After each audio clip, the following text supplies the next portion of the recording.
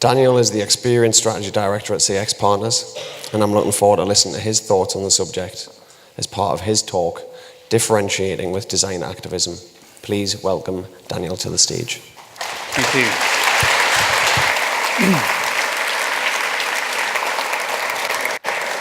Thank you very much. Good morning. I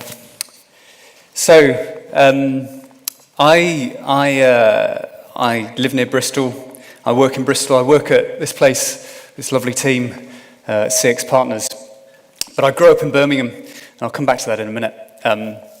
So today's talk, I'm going to talk you through a bit of a story that pulls together a few bits of evidence to what a new world could look like. And we just heard a bit of it from Amber there, her view on what it could be and the evidence that she's pulled together.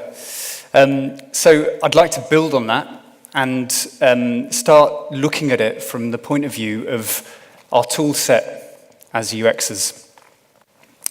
How we can start leading in this new world with what we have. So first of all, why is this important to me? Well, I'm at CX Partners. I'm ex-Fjord, ex-Accenture. I led Fjord through the acquisition into Accenture in 2013. I've been working with, BBC, Google, Tesco on their service design programs, and these are some of the things that I've started to see. Part of what I do is I'm part of this organisation called Five Rights, and Five Rights is a lobbying think tank. And we work with the amazing Baroness Beban Kidron, and we work to represent children's rights in the digital world.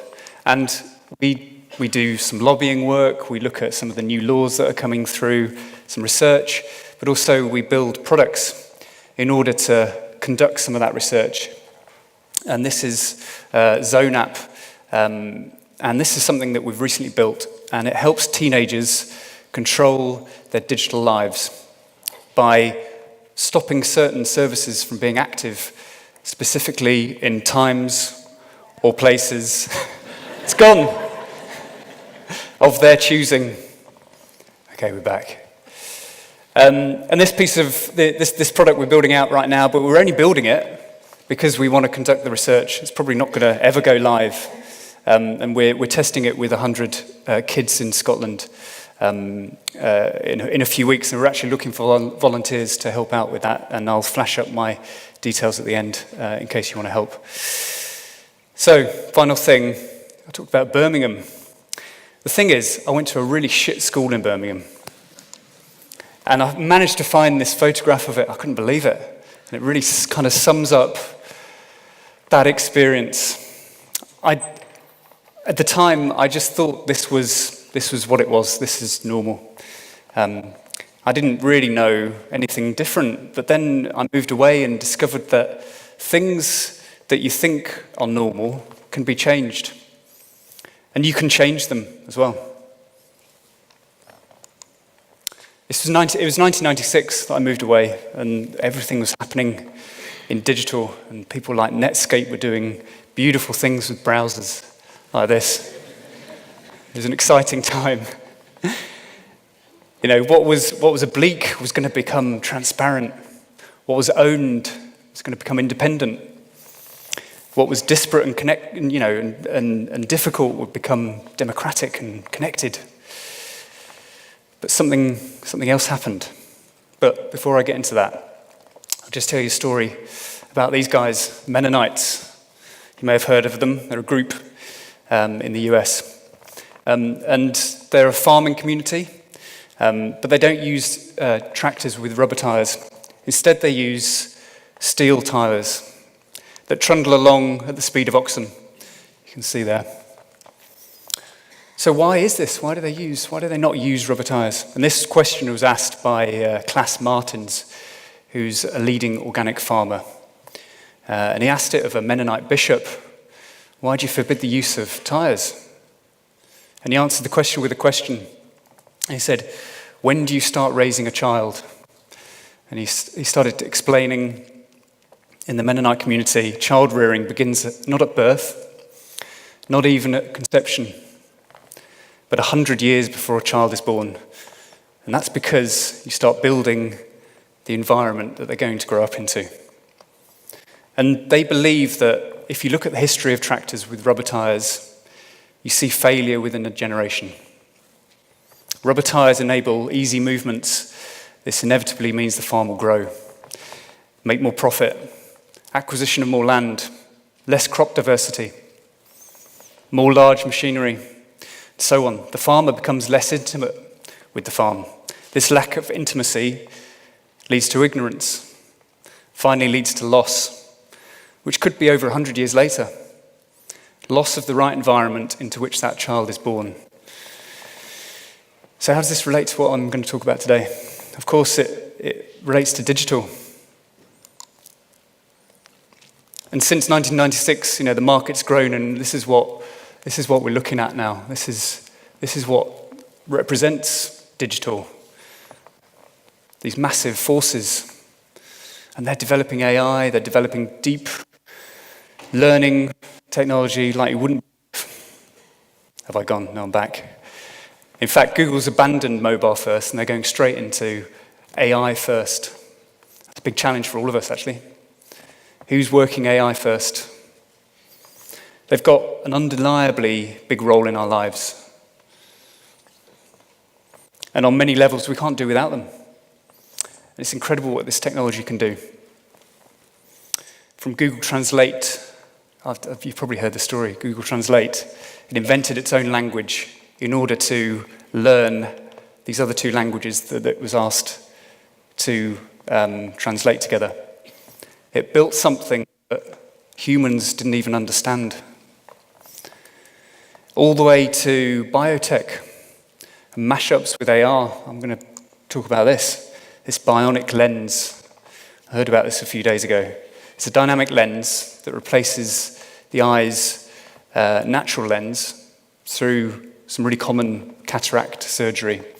And if you've got 20/20 vision, the inventor Garth Webb, he says, this lens can improve your 20/20 vision by 300%. And it's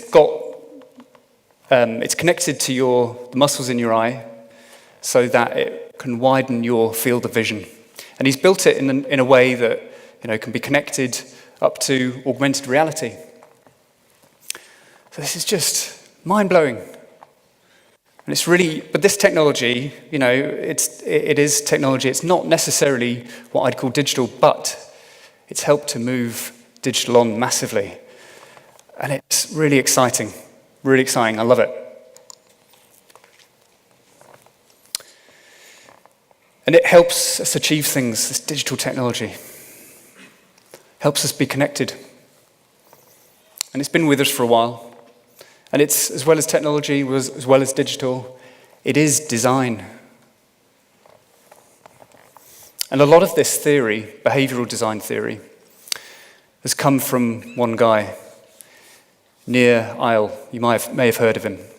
He wrote a book called Hooked a few years ago. I heard him speak at a conference, and it sets out some techniques for creating products that keep customers coming back for more.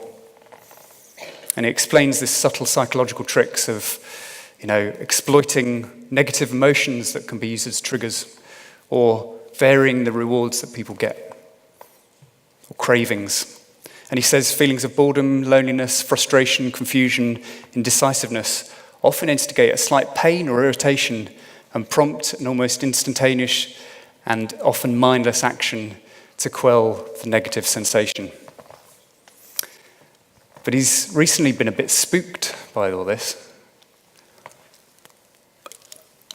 And he was at a conference recently, and he wanted to sort of explain about how, this persuasive design, he calls it, could be potentially misused. But he was unapologetic, actually. He said, just as we shouldn't blame the baker for making such delicious treats, we can't blame tech makers for making their products so good that we want to use them. Of course, that's what tech companies will do. And frankly, do we want it any other way? Very good question. Question is, has this put the tyres back on our tractor? Let's stick with this donut idea for a minute, actually. Because actually adults are responsible for their own cravings, their own habits. They're responsible for themselves. But when it comes to children, not yet at an age to vote or make big decisions in their lives, they're being increasingly targeted in this way with this technology. And it's making them unhappy. Jean Twenge, she's a researcher. She's spent the past 25 years studying intergenerational behavior, and recently she's found massively stark differences in generations, especially those born between 1995 and 2012. It's a generation she calls iGen. And she's found that, one massive statistic that's kind of difficult to look at, really, is that girls' depressive symptoms have increased by 50%. And why is this? Well, those born between 1995 and 2012, they're in the generation growing up with smartphones, and you can talk about millennials, they grew up with the web, but iGen have grown up with these things connected to them, connected to their themselves. They sleep with them. They're never off. And especially 2007, and this generation has been massively affected by 2007. What happened then? The iPhone. And it's good science. She's conducted a couple of longitudinal studies and an experiment where people gave up Facebook for a week and had better well-being than those that didn't. Interesting. So what are social media companies doing about this? Well, it's not good.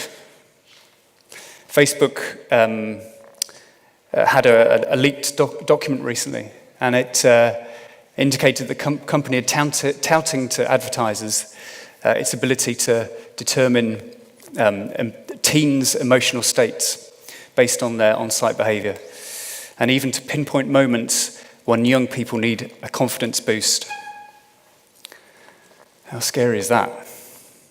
And they've denied that they use tools to target people based on their emotional state, but they did acknowledge that that document was real. And let's look at this new paradigm of Alexa, bless her. Yeah. It's this new paradigm of this super slick convenience. And I think the word slick is really interesting because it is the opposite to friction. It's the opposite to really feeling something and seeing a process happen. So you say to Alexa, can you book me a table tonight at the local Italian? I feel like Italian tonight. So in the background, Alexa will connect to OpenTable, platform for booking tables. That'll connect to the restaurant. The restaurant has to actually pay a fee, a software fee, to have that platform installed in the restaurant. Then you go to the restaurant, you have a meal. OpenTable takes a cut of your bill. And so who pays for that cut? It's not the customer. They're not going to put up menus just because you ordered through Alexa. What happens is it gets taken to those that are already squeezed. The kitchen staff, the porters. If it was Deliveroo, it's probably the drivers, the cyclists that take it to your door. And so it's this super slick consumerism that allows us not to see that process happen. When you think about the best architecture, it's where you can see how a building works. We're not seeing that in design anymore. So we're in a bit of a time of this extreme kind of slickness, this consumerism. And it's useful, it's really useful. It's useful for connecting our emotions to our like buttons. And it's become the new normal. And it's affecting our kids. One kid I spoke to, he spends 35 hours a week on social media. That's a full-time job. So, what can we do? Am I being over-idealistic to think that we can even do anything about this? Well, actually, I think there's something we can do. And you know why? I think it's because we're designers. Design has a remit to bring change. Design has this problem-solving process at its heart. And it can help ensure what's ever next. We don't know what's going to happen next. But we can ensure that it's a positive next, because we can design it. So you work in digital. Your presence in organizations as UX people, as designers in organizations, is an acknowledgement from them to you that you are working on behalf of the human. And what does that mean now? It's meant, user-centered design. Fantastic. Do some research. We found out how things are used, how people interact with services. I think it's increasingly about who that person is. Who is that person?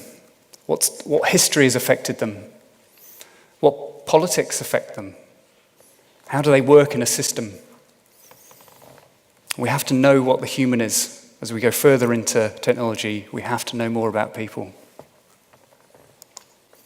And borrowing Mr. Buckminster Fuller, I think, and he thought, and this was 60 years ago or so, that our design profession is somewhere between oblivion and utopia. And he says it will be oblivion if we continue focusing on minor aesthetic problems. However, if we it might turn into a utopia if we're able to tackle the major societal challenges of our time.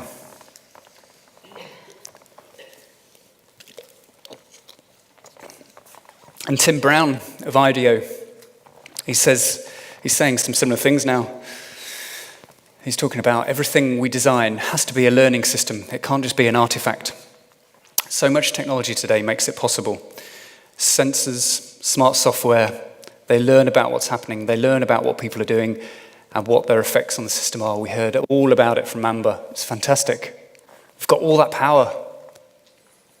Designers have to ensure that the learnings benefit everyone, not just the corporations that build the code, build the like buttons.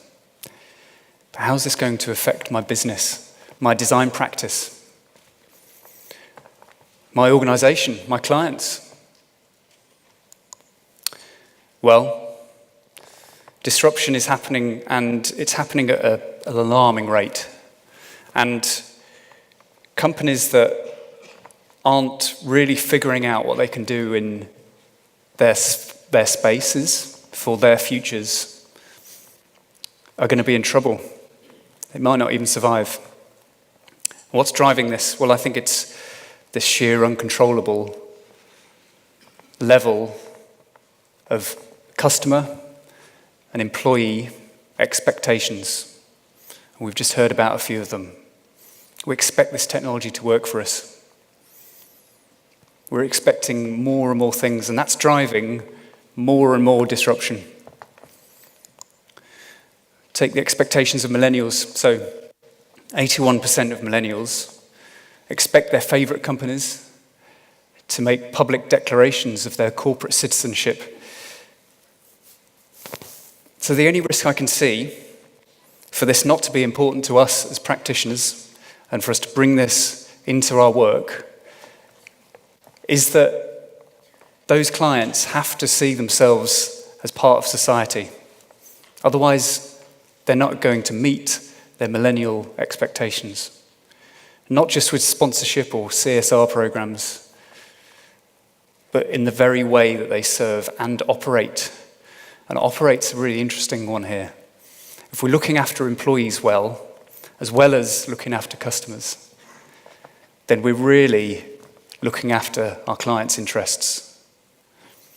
But is this going far enough? It's also the iGen expectation of capitalism more broadly. It doesn't look good for the old beast.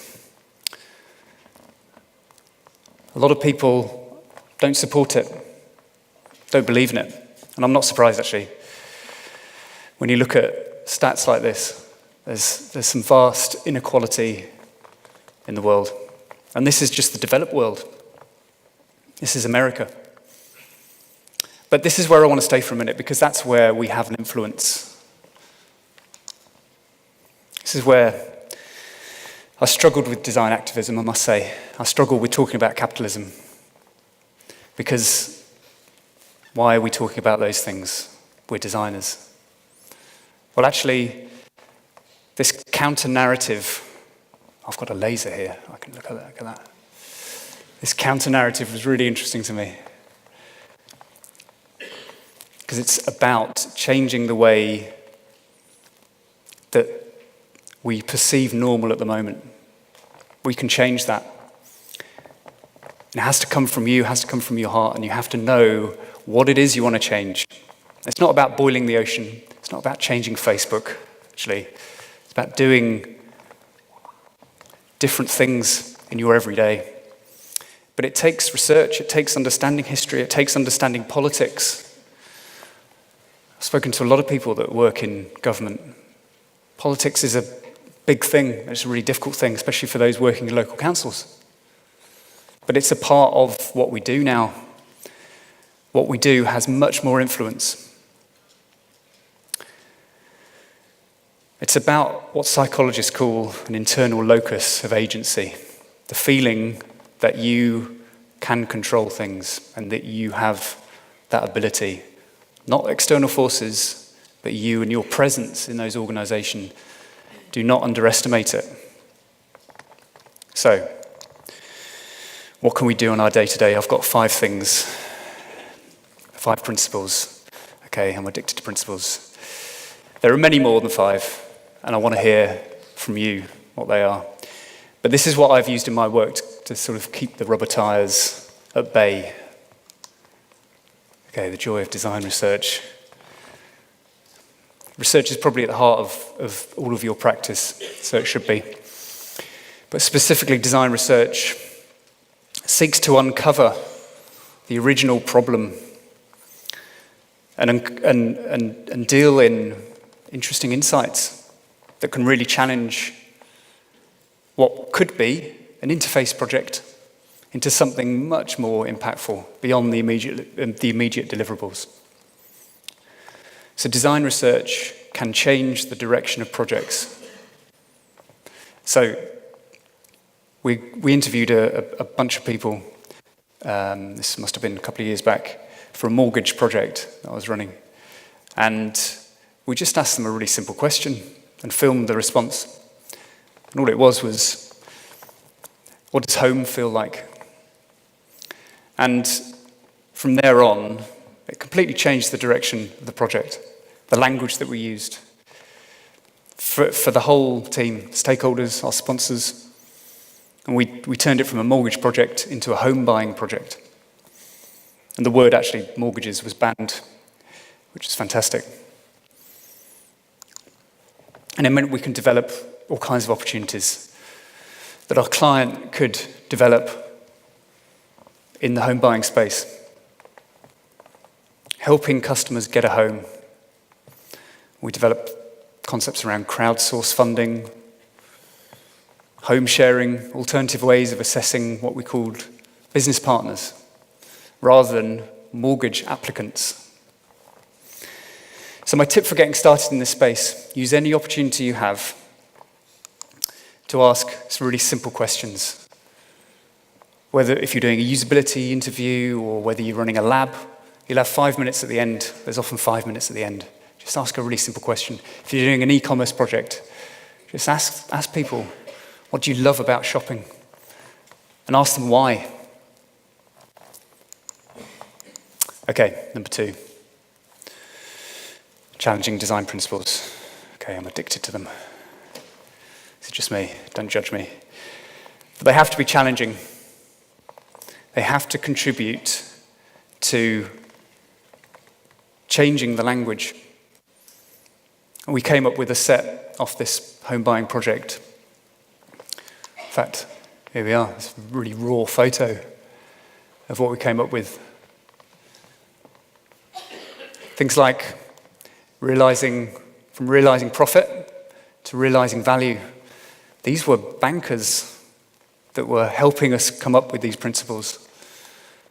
From mortgage transaction management to being partners for future living. And then bankers to community builders. Whoa, it's brilliant. Okay, number 3, purpose. How far away from your founding purpose is your client's organization or your organization? It's very difficult with traditional companies to stay close to it. But as designers, it's important that we bring our work back to what the organization does, back towards its founding purpose, or help them create it. That's what design research does really well. And purpose comes from brand. And brand comes from what people expect of an organization. And those things will be good things. Those expectations will be good, because otherwise the organization wouldn't exist. So I've got some examples, and we're working with a company called Wiltshire Farm Foods, and they create and deliver meals to people who are housebound. And this is their purpose, to bring joy to life. So it's just really empowering, having that as a brief. You can give yourself a brief of this purpose. Super empowering. As a designer, as an entrepreneur, what else can we do to bring joy to life for Wiltshire Farm Foods, for their customers? Make the service even more valuable. How far do we want to take it? Well, Tesla take it really far, and they've got this fantastic purpose, which is really apparent in a lot of stuff that they do.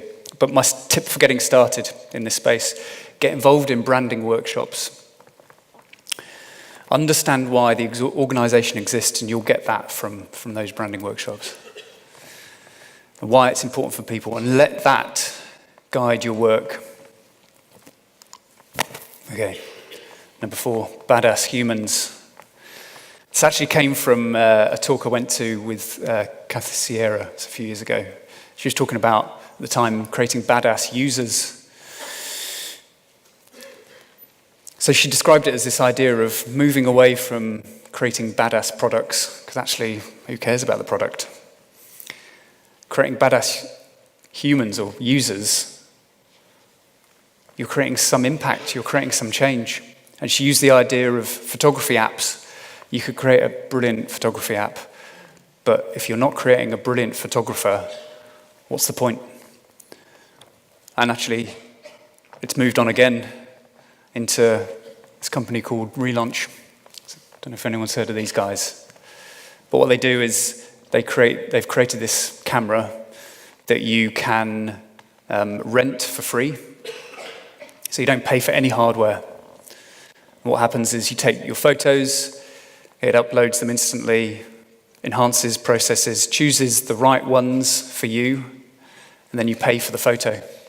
So you don't pay for the camera, you don't pay for the hardware, you just pay for really good photos. And that's changed it from being, traditional photography has been, working out to use this camera, working out how to take good photos, getting the memory stick onto the computer, managing all your photos, uploading them to the cloud, not knowing how to manage them, having to edit them into something that has taken that pain away. And it's made me focus on taking brilliant photos. I think it's such an interesting model. And it's what Barclays is doing with Digital Eagles. They're making and helping their customers be better at digital. Okay, final principle. It's a true service design principle, this one. Designing the operation, designing it to be lean. And as UX folks, service design is more critical than it ever has been, because it sets out how a service will operate as well as how it will be experienced. And it asks the big question, how can the organization be optimized? How can the operation be optimized so the service can be maximized around human needs? I've got a brilliant example of this in a minute. And increasingly how AI can be used to do that. So you may have heard of these guys. Who's heard of Lemonade? couple of hands, okay. I mean, it's an incredible business. They're an insurance startup in the US. And their purpose, such a beautiful purpose as well, turn insurance from a necessary evil into a social good. When you sign up, there are no T's and C's. The application form is minuscule and you get a quote within seconds.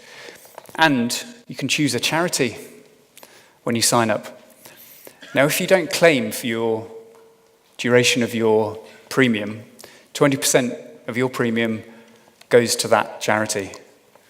And they're completely transparent about the whole of this. And this culture of transparency, openness, honesty is something they instill in customers. And so what's happening there? Well, customers are now stakeholders, not only in their service, but in their operation. Instead of spending money trying to process claims, they have AI in the background that can process claims within 3 seconds. They've just done it. So customers are helping them keep their operation lean. So only with AI is Lemonade able to operate in this way. And it's creating these brand new business models that allow them to do a lot more for their communities, and a lot more for what their customers care about, and a lot more for what their customers expect. So my tip for getting started here: ask questions about the backstage. Ask questions about the operation. How is it working? How can we improve lives of the people that are in the backstage? Let's put them on the service blueprints. Let's put communities on the service blueprints. How can we make their lives easier? So just a few principles to get started. Design research. Uncover the problem. Challenging design principles, ones that really move the organization on. Purpose. Let that direct your work. Creating badass humans. Don't worry about the product. Worry about the human that you're creating. Then design the operation. Design it to be lean. And there are 100 more I've said. I'd love to hear what you use in your work. So let's try and take the rubber tires off. Well, let's stop them getting on in the first place better. We'll try sometimes and, we won't get it right every time. But we want, those children 100 years from now to say, what the fuck was going on in 2017 with Alexa? But designers fixed it. Designers fixed it. Let's talk about it. Thanks for listening.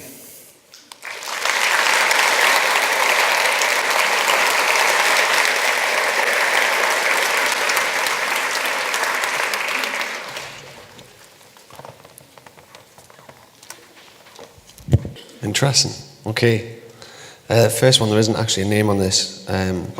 Yes, there is. Jodine says, what are your thoughts on bridging the gap between being an ethical designer and one that is still employed in 3 years?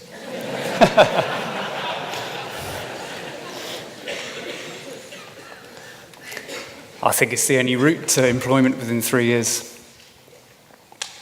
Because if your company doesn't exist, if your company is struggling because it can't meet what people expect of it now, what society expects of it, and you're not helping them to do it, I don't see a difference. How did you develop the challenging design principles with your client from the original statements of intent? That's a good question. We did this research. We asked these simple questions. The Vox Pops just sort of changed the atmosphere in the room when we had this meeting. And we came up with, well, what did we hear there? What did we hear out of those videos? What's going to make a difference to those people's lives when they're buying homes? And it was a simple question. A lot of this stuff is about questions. And if you ask the right ones, I think you can get a long way. And so we turned what we heard, what everyone heard. If you do it together, if you do it collaboratively, you get people on side, and the organisation started owning it. And so we were able to continue like that. Yeah, I guess as well you have to have the right stakeholders in the room at the right time to do that work with them. Absolutely, but you have to orchestrate that. Yeah. That's not going to happen unless you orchestrate that. And that takes, that takes a lot to do. It takes a bit of bravery, actually. And needs to be designed. Yes, exactly. One just quick question before we break up for the break. Is there any one particular vertical or area that you would love to work in and try and create positive change for you personally? That's a good question. I worked in financial services for 2 or 3 years, and I think that has huge potential for making a massive change, because I think the step up is huge. I think money itself is vastly underrated as a fantastic opportunity. How we all work with money and what it means to people and what it means for their emotional well-being, I think is a massive problem area that really needs looking at. And so I'd love to do more in that space. I'm doing a lot of work in the charity sector and also travel, and I think travel's interesting. I think energy's interesting. To be honest, I think all sectors there's something to be done here. Yeah. So, but particularly financial services, there's a big opportunity there. Brilliant, thank you. Please give Daniel a huge round of applause. Thank you, guys. Thank you.